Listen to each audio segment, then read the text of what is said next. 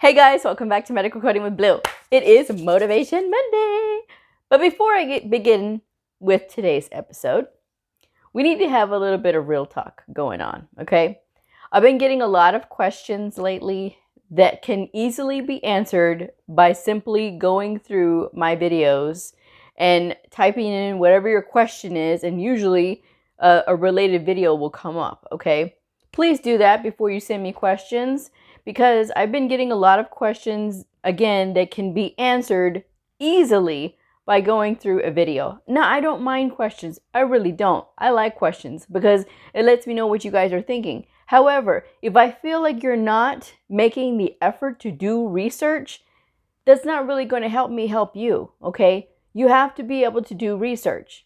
And another thing, I'm being put into a position that is unfair because people are asking me to tell them what to do, what profession would be good for them, which way should they go. I can't be put in that position. That is on you guys. You have the onus there. It is your decision. It is your life, whatever you want to do. Now, I love medical coding. I am crazy about medical coding. I am probably a medical coding freak. But it's not for everybody. Now, I like what I do. I love it. I enjoy it every single day. I like going to work. And there's some people that don't like going to work. There's some people that are medical coders that do not like it. So it depends on who you are and where you are in your life. If this is something that you want to do with your life. Was I like this in the beginning?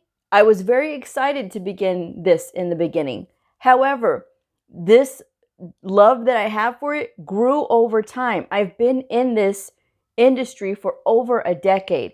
It has taken me this long to get really involved in this. And this actually really only started really blossoming a few years ago. Okay, in 2014, when I started going to the conferences, is when I really started to dig and learn more about coding.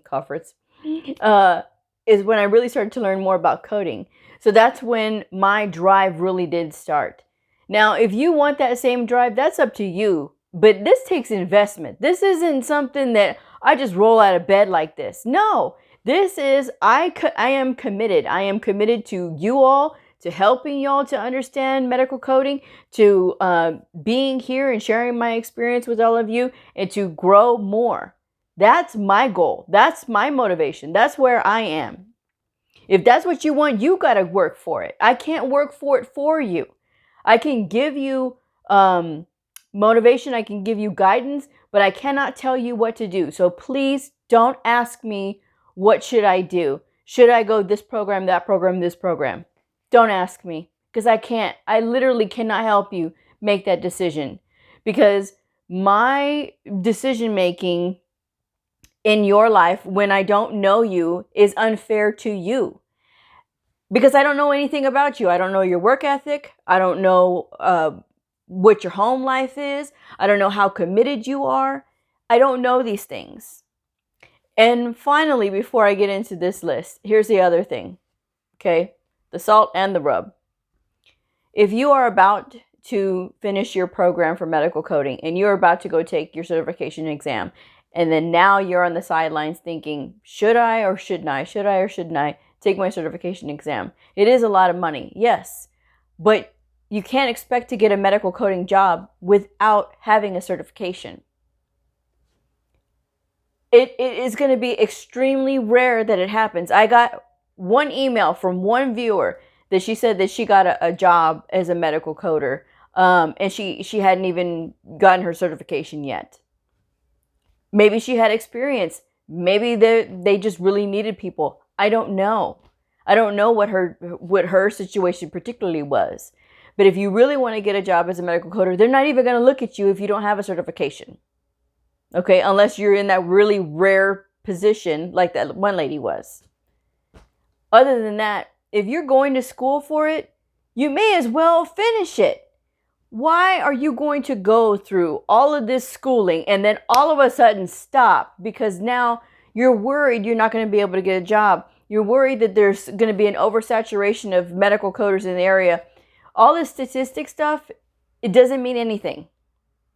Maybe it might mean something to somebody else, but it really doesn't mean anything. Do you think I paid attention to statistics when I was out applying for jobs? Heck no. Why? Because my goal was not to listen to, I can't do this, I can't do that, I can't do this. It was, I have to get a job. I am going to owe the state if I do not get a job. Because that was the promise, that we will send you to school as long as you find a job that is in the field that you were trained in. That was my whole goal. No matter what, I did not want to have to pay back money to the state because I couldn't find a job. So my little rear end was out there. I was going through a divorce. I was living with my mom. I was doing all these things. Now, I would have stayed living with my mom.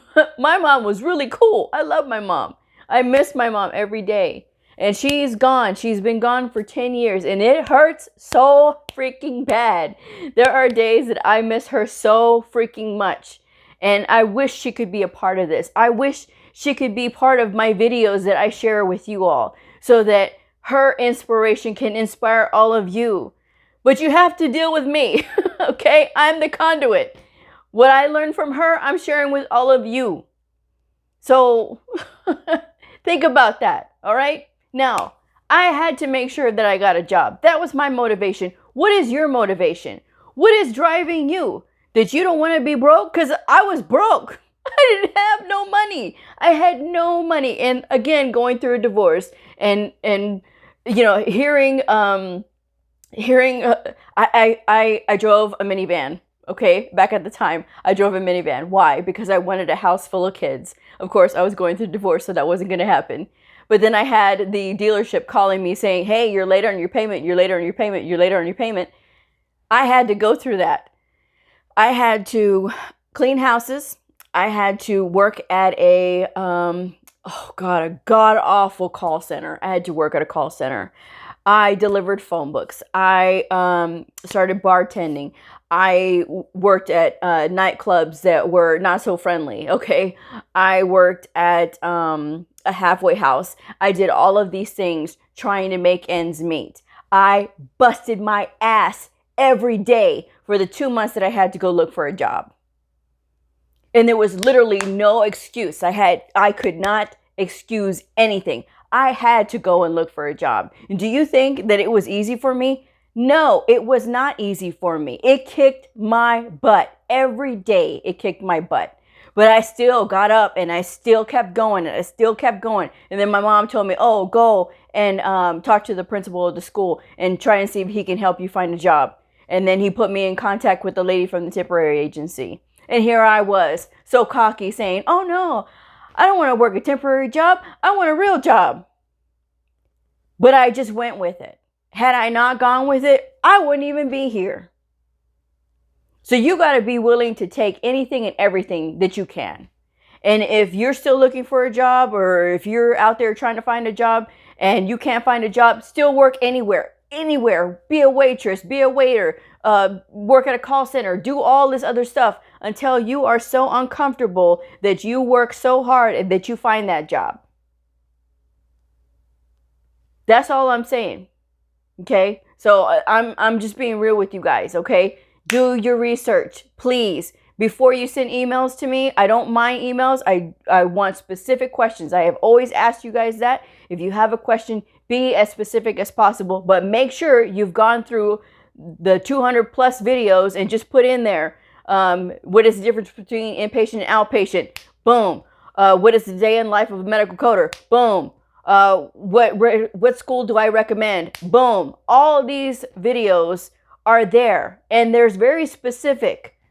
I tried to be as specific as I possibly can. And then if you want regular questions like Q&A Tuesday, that's all kinds of variety of questions. That's everybody who sends in emails asking questions. Do I have them listed and everything? No. But I always try to make it like a little, not so long. Some of them are 20 minutes or half an hour. But anyway, those are the things that you have to do. Please do those, okay? That's all I'm asking you guys to do. I want to share my experiences with you guys, but you all have to be responsible to look and do your research. I have wonderful viewers, and there's a handful of you that I feel like I know because you all communicate with me so frequently, and I really appreciate that. But you all are also doing your research, which I can't thank you guys enough for doing your research and still asking questions, but questions that are thoughtful and you really want to dig deep. Those are the questions that I like. Okay? So I never want to discourage anybody from asking questions, but at the same time, please make sure you've done your research. That's all I'm asking. Now, let's get into Motivation Monday. Now, this is for students. Motivation for students. If you are a student, hopefully that, 10 minutes that I've been talking will motivate you somehow, some way. Gee, I don't want to be like that lady. I'm going to do this, okay? But, all right, this is what I have done research on to give you guys motivation if you're a student and you're in medical coding school or you haven't quite gotten your certification yet and you're still studying. All right, here we go. Number 1, accept the fact that you are facing something new. A new life, a new way to do things. Yes, it may be scary, but remember your goal and why you're doing it. You have to be able to find that intrinsic motivation. That's the motivation that comes from within, because that will carry you through the times when the work isn't so interesting. Because this is work. Even when you're in school, it's going to kick your butt. Because why? You have to learn all this stuff. So yeah, you got to be able to dig deep and you got to remember that goal. Keep that goal in mind. And that was what was helping me to get through school for me. I wanted a better life. I wanted to turn my life around. I wanted to make sure that I got a job and make sure that I was qualified and smart enough to pass the test. That was my goal. What is your goal? Number 2, work on your discipline. Studying is like exercising. You have to be consistent with it in order to see results. Set realistic study times. Don't say, oh, I'm gonna cram, I'm gonna do this, I'm gonna do that. No. After a while, your brain's gonna shut off. No lie, it's gonna shut off. So make sure that when you do set times, it's like a couple of hours or 3 hours. Take breaks in between. Snacks, water. Make sure that you're staying hydrated. Make sure that you're feeding your brain. Don't starve yourself, okay? Make sure that you're doing those things because that's what's going to help you to absorb all of this information. You still have to take care of you. You can't just sit there and just not take care of yourself and expect yourself to learn and remember all of these things, okay? So these things go hand in hand, all right? The third one.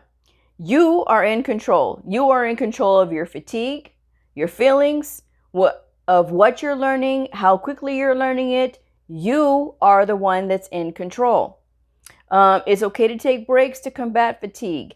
It is okay to get frustrated when you feel like you're not grasping something. Use that frustration to get back in there and dig and be able to learn what you can until you can grasp it, okay? You are in control of this. When you set your mind to conquer learning, you can do it. Okay. Number 4, don't look at fellow students as threats. Celebrate their wins with them genuinely. They are not your competition, only you are. Quiet all that noise and concentrate on yourself and pushing yourself to win, because everybody's journey in medical coding is different. Their motivation is not going to be the same as yours. When you are congratulating others on their success, it gets contagious. Then suddenly, when it's your turn to shine, you will hopefully have that same group celebrating with you. And that's the thing I see a lot of, is when people are not genuinely happy for other people when they get something, or when they pass, or whenever they do things, they feel that ugly jealousy feeling coming in. Kill all that noise, okay? Don't even think about all that, okay? Congratulate the person. Be happy for them, because when it's your turn to shine, you're going to want that in return. It's nice when people can sincerely congratulate you. And in order for you to get that, you got to put that out. You got to put that energy out there, because the energy that you put out is the energy that you're going to get back, okay? So you don't want to be around all this hateration, holleration, whatever. You want to be around the good stuff, and you want to be around positive. So that's what you want. That's what you should be going for. Okay. And that leads me into number 5. Stay positive and get away from the negative people. Not everyone will be excited to see you being motivated as a student. The threat of them getting in your head is real, because there are haters and they will come for you. But you don't have to let it. So set your goal and keep your eyes on the prize. If there's somebody that's negative, stay far away as you possibly can, because you don't need that. Okay? And don't let anybody get in your head when you know you can do something. Okay? Number 6, if you are progressing too slow, if you feel like you're progressing too slow, Plato, you know me and my sayings, okay? Plato once said, never discourage anyone who is continually making progress, no matter how slow. Okay? Remember that. Burnout is real if you let it. Take things at your pace and keep walking the path. Number 7, change your scenery. If you are at home studying and you are constantly getting disrupted, change your environment. Go to the public library. Go sit out in the fresh air at the park, at your house, wherever. Set yourself up for success by putting yourself in the best possible environment to learn. Okay? Number 8, take a good look at yourself. What are your strong suits? Do you like to study? Are you assertive? Are you compassionate? Are you a problem solver? Look at your strengths. So when you get those little seeds of self-doubt, you can replace them with, yes, I am a good leader. Yes, I can learn. Yes, I love to study. Yes, I can take charge when I need to. This is putting some of the control back in your hands when you are feeling that out of control anxiety feeling. This is going to bring you right back down to where you need to be. Yeah, you're in control. You're in control of your life. You're in control of how you're learning, and you've got this. Now, I keep parroting that, but it's true. You've got this, okay? And number 9, Number 9, practice teaching.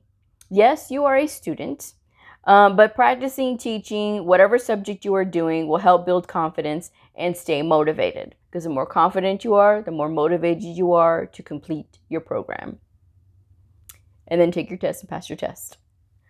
So as you say the material out loud, it will get familiar. It will become more part of your development as a medical coder. Sharing with your other coders, like if you're in a study group, is incredibly powerful. Okay? And you may end up being able to motivate your fellow students because they will see your confidence. Okay? It all goes hand in hand. So that is my episode for Motivation Monday. Now, next week, it will be on how to motivate your providers. Because yes, while you feel like you may need the motivation, your providers need your motivation as well. Okay? They need to see you being motivated. If they see you being motivated, it's going to motivate them. Okay? And we're going to talk about that next Monday. So I will go ahead and wrap this one up.